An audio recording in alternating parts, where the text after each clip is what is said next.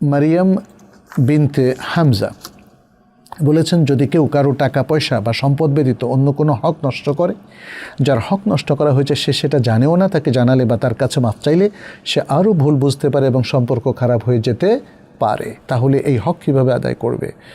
হক যদি টাকা পয়সা বা সম্পদ ব্যতীত অন্য ক্ষেত্রে হয়, তাহলে ক্ষমা চাওয়া ছাড়া কোনো বিকল্প নেই।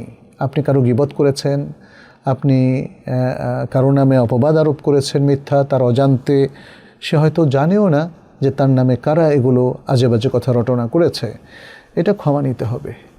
এটা আরও ভয়াবহ, সম্পদের হক নষ্ট করার চাইতেও এটা ভয়াবহ। কারণ মানুষের যে মর্যাদা, হরমাত, যে ডিগনিটি, হিউম্যান ডিগনিটি, এটা টাকা পয়সা সম্পদের চেয়ে অনেক বেশি। আপনারা দেখেন না মানহানির মামলা, যাদের মান অত বেশি না তারাও মানহানির মামলা কোটি কোটি টাকা করে। তাহলে একজন সম্ভ্রান্ত মানুষের মান এর দাম বিলিয়ন বিলিয়ন ডলার। বুঝতে পেরেছেন?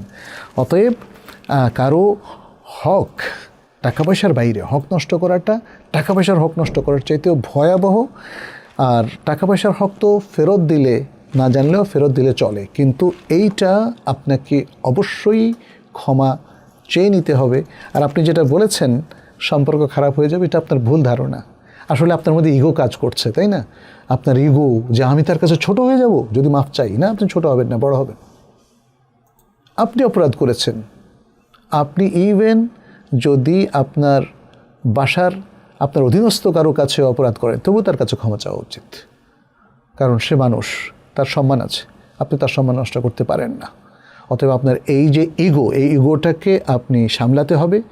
এবং এটা এসছে অহংকার থেকে, এটা শয়তানের পক্ষ থেকে।